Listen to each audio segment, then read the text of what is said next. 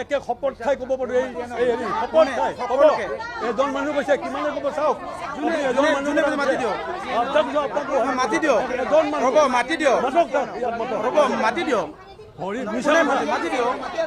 আমাৰ গাঁৱৰ কোনোবা কৈছে মাতি দিয়ক এইটো কি কথা ক'ব আহে এইটো মিছা কথা কৈছে আপোনালোকে আছিলে নেকি ৰেকৰ্ডিং আপোনাৰ ৰেকৰ্ড হ'ব এতিয়া এই ইমান আমাৰ গাঁৱৰ মানুহখিনি যে ৰাতিপুৱাৰ পৰা লাগি মেলি চাফ চিকুণ কৰে গতিকে একেখন গাঁৱৰ একেখন ঘৰৰ মানুহ সদায় আহিব পাৰিব নেকি গতিকে সিহঁতকো কিবা পাৰ্ট টাইমলি আজি পাটকুছি গাঁওখন কালি গুড়াগুলি গাঁওখন পৰহি হাতীমৰা গাঁওখন আমি মানুহখিনিক আজি দুমাহ ধৰি কণ্টিনিউ চবেই মিলি কৰি আছে কিন্তু ভাগে ভাগে ভগাই ৰ'ব বাইদেউ আমাৰো শুনক আপুনি অকলে ক'লে নহ'ব আমিও ক'ব লাগিব বাইদেউ আমাৰো ক'বলগীয়া আছে আমি ইয়াতে মাটি এৰি দিছোঁ আমাৰ মানুহখিনি গৰু খাদন খাটি আছে নামটো হৈছে বেলেগৰ আমি সহ্য কৰিম নেকি বাইদেউ সেইটোৰ কথা আজি আমি ওলাই যাওঁ ঠিক আছে বলক আমি আপোনালোকে চবে কৰিব আপুনি কৰক জুবিন ক্ষেত্ৰখন আপোনালোকে আপুনি কৰক আজি আপুনি কৰক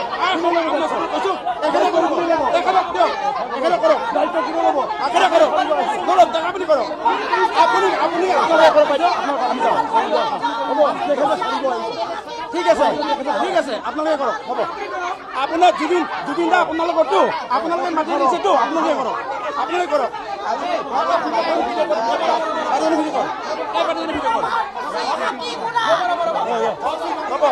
নকৰিব এইটো কথা নক'ব বাইদেউ আপুনি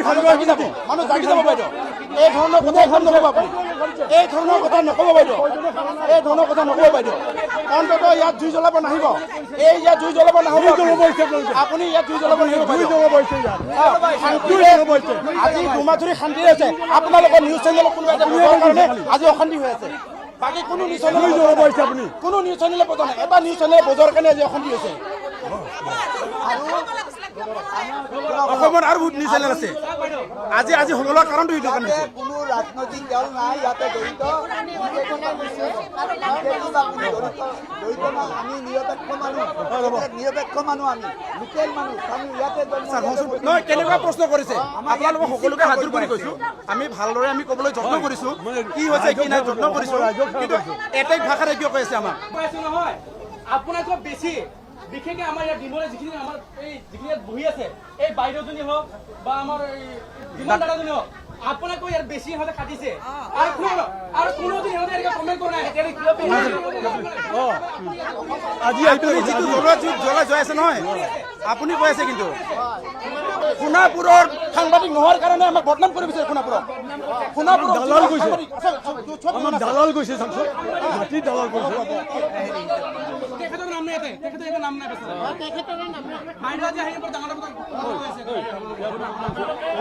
অলপ আমাৰ সন্দেহ হ'ল